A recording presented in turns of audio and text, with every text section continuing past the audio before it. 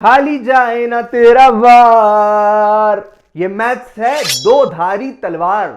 Sir क्या समझाना चाहते हो, क्या बताना चाहते हो? मैं आपको बता दूं, बहुत सारे स्टूडेंट्स ना 48, 49, 50, 51 सही आंसर्स अटेम्प्ट करते हैं। मतलब उनका आंसर जो होता है वो सही होता है, उनको मार्क्स भी मिलते हैं, पर फिर भी वो मैथ्स जो आपका सीए फाउंडेशन का एक बेहतरीन खतरनाक जानलेवा सब्जेक्ट है उसमें फेल हो जाते हैं। 40 से कम नंबर आते हैं। सर ऐसे कैसे? 51, 52 सही आंसर्स के बाद भी फेल? हाँ जी हाँ। क्या आपने नेगेटिव मार्किंग का नाम सुना है? हाँ, 0.25 हर क्वेश्चन के डिडक्ट हो जाएंगे अगर आपका आंसर गलत गया। तो सर इसको कैसे टैकल करें, क्या चीज हमको ध्यान रखनी चाहिए? कितने क्वेश्चंस आपके स्ट्रांगली सही हो तो आपको दूसरे क्वेश्चन अटेम्प्ट करने जाना चाहिए, इस वीडियो में हम स्पेसिफिकली डिस्कस करने वाले हैं। मतलब हम इस वीडियो में ये जानेंगे कि आप कितने क्वेश्चंस के बाद रिस्क ले सकते हो, कितने क्वेश्चंस के बाद चांसेस ले सकते हो।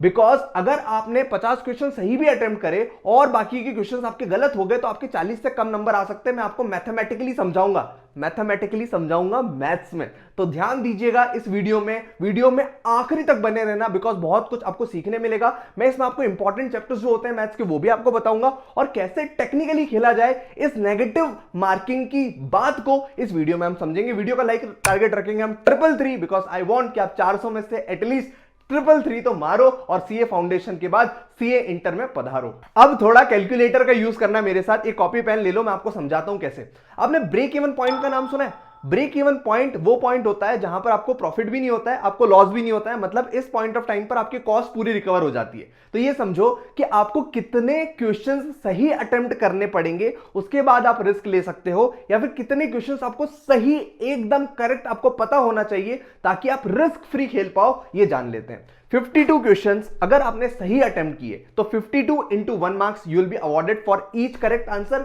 52 इंटू 1 कितने मार्क्स आए? 52। आपको क्वेश्चंस के आंसर सही थे तो आपको 52 मार्क्स मिल गए। अब बचे कितने क्वेश्चंस? 100 में से 52 आपने अटेम्प्ट कर लिया सही, आपको बचे 48 क्वेश्चंस। अगर मान लो ये 48 क्वेश्चंस आप अटेम्प्ट करने भी जाते हो, पूरी रिस्क ले लेते हो, और भगवान आपसे बहुत नाराज है, आपका जो है उस दिन चल ही नहीं रहा पेन सही, और 48 इंटू 0.25 मार्क्स जो कि नेगेटिव मार्क्स आपके कट होंगे, तो कितने गए? 48 इंटू 0.25 12 मार्क्स। यानी कि 52 मार्क्स आपको आए सही क्वेश्चंस के, माइनस 12 मार्क्स आपके नेगेटिव वाले गए, तो आपको नेट कितना बचा? 40 नंबर। इसका यह मतलब है जब तक आपको 52 सही आंसर्स नहीं मिल जाए, जब तक आप खुद को क्लियरली ये नहीं बोल दो कि मेरे तो 52 में से 52 सही है, जब तक आप रिस्क नहीं ले सकते हो मेरे भाई।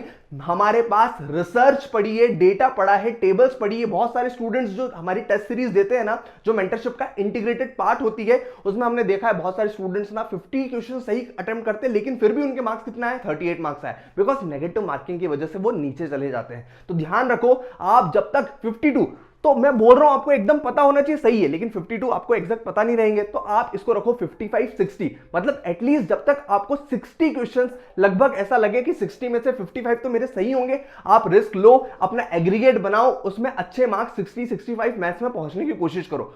लेकिन अगर मान लो आपने जो है अटेम्प्ट किया और आपको लग रहा है कि यार मेरे तो केवल 40 नंबर भी नहीं आ रहे, आपको ऐसा लग रहा है कि यार यहां पर तो 38 नंबर पे मेरी गाड़ी उतर गई, 38 ही क्वेश्चंस मैंने सही अटेम्प्ट किए, मेरा आंसर सही आएगा, तो भाई आपको रिस्क लेनी ही पड़ेगी। वैसे भी 38 ही आ रहे, और आप अगर छोड़ के जाओगे तो भी फेल हो जाओगे। तो यहां पर रिस्क लो, 38 के ऊपर अपना गेम खेलो, और कोशिश करो कि यार और तुक्का लगा के अपनी जो है ABCD में से 2 को हटा के एक सिंगल आंसर को टिक करके कैसे तैसे मार्क्स लाया जाए। यानी कि मैं कहना चाहता हूं जब तक आपकी जो है इस बीच में रेंज की गाड़ी रहे, 40 से लेकर 60 के मार्क्स आपको लग रहा है, 60 के बीच में क्वेश्चंस लग रहे हैं कि आपके सही जाएंगे, तब तक रिस्क नहीं लेनी। बिकॉज आपका जो एग्रीगेट स्कोर है विथ नेगेटिव मार्किंग इंक्लूडेड, आप 40 से नीचे जा सकते हैं। तो ध्यान रखना इस ब्रेक इवन पॉइंट को, 52 वाले को, और 40 से 60 की रेंज को, अदरवाइज आपका मैथ्स में डामाडोल स्थिति हो जाएगा मेरे दोस्त।